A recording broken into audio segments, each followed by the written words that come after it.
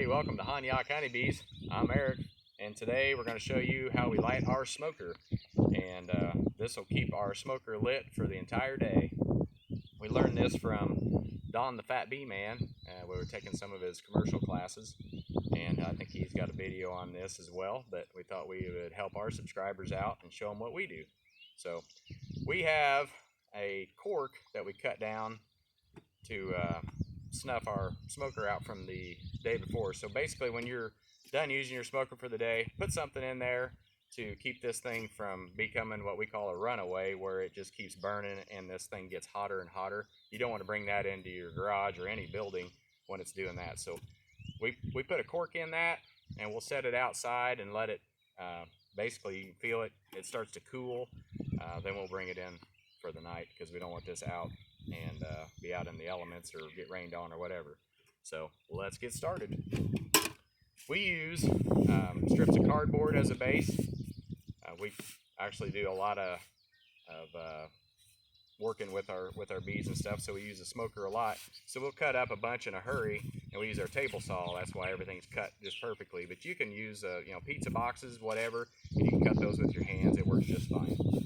We also use pine needles, pine straw. We go out, we'll rake up a bunch of it.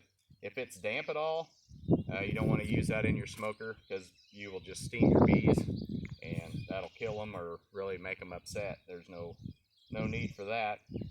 We also pick up pine cones, and I'll show you where we put that in our smoker as well.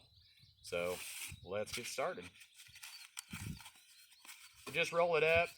Don't have to be super tight or anything. Just roll it up to where it actually fits in your smoker.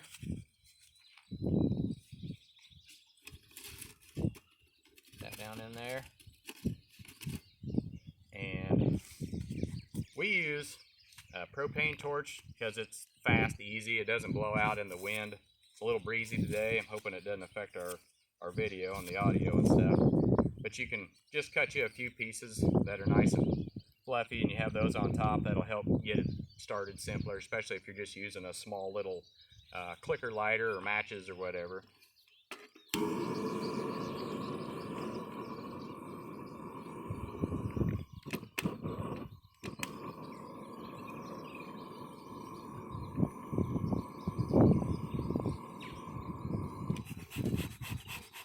But you want to get it going good. And you see I got a decent flame already. And just for demonstration, we got everything nice and close, but you don't necessarily want to have a flame that close to your dry pine needles. But get a good flame like that going, and then we drop in. These are kind of smaller pine cones, so we're using 2 today. A lot of times if we have larger ones, we'll go ahead and just use 1. And like I said, we'll start with the pine needles we had in there from the last time we used it. We'll start that down at the bottom. But you get a good, you can see down in there, get you a pretty good flame. You see the pine cones are going a little bit already. And go ahead and get you a few needles in there. And you can see what'll happen. You can have a flare up like that, so you don't want to be over the top of it, especially if you got your veil on and stuff. That would not be good. Kind of ruin your veil, ruin your day. But get it going, get a real good smoke going like that again, and then just keep adding pine needles. Got some sticks and stuff in there you don't necessarily want. Some people use wood shavings. We've done that. That works pretty good if you don't have pine needles.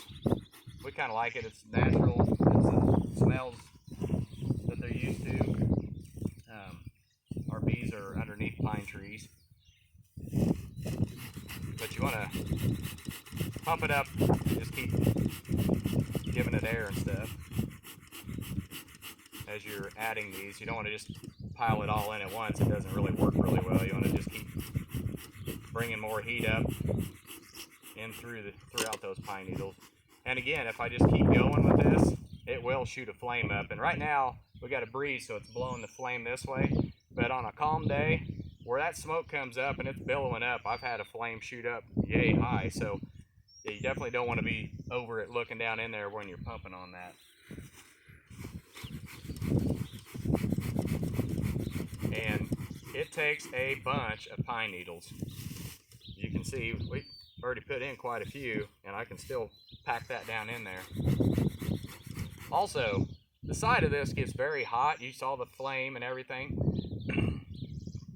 You can use your hive tool, and then you're not going to burn your hand or anything.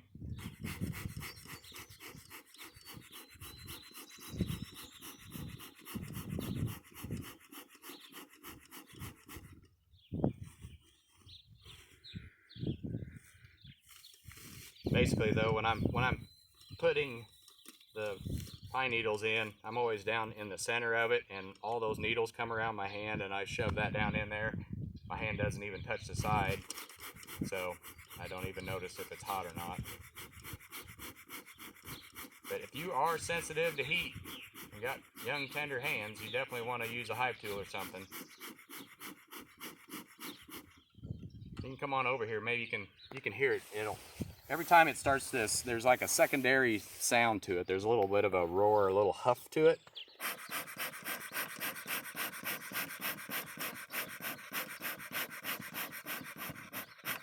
You can kind of hear it. There's just something real subtle there. And when you're doing this a few times, you'll hear it yourself. I'm not sure if it's coming through on the video. That's when I go ahead and add more pine needles. But by packing everything in there good and tight, kind of gets rid of a lot of air in there. And the only time it's getting air then is whenever it's coming from your bellow, and that's when it's really starting to burn. If you had a lot of air voids in here, it'll just start running away from you. Basically, it gets air and there gets to be a void, and it can start drawing air, and it becomes just super hot, and you don't want to do that on your honeybees. So it takes a little bit of time to get it going this way, but I can use this smoker the entire day and don't have to worry about it.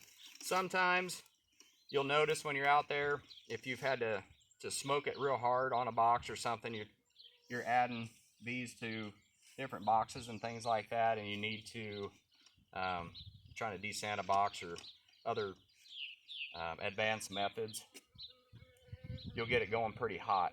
And then, if you start this smoker at 8 a.m. or something, and it's 2 o'clock, 3 o'clock in the afternoon, and you notice the smoke's getting a little bit warm, we'll just pop that open, and I'll just throw another handful of straw in there, and it cools it right down. It packs it down, gets rid of that extra air void that's in there that's been created by burning it all day, and you'll be right back to cool smoke.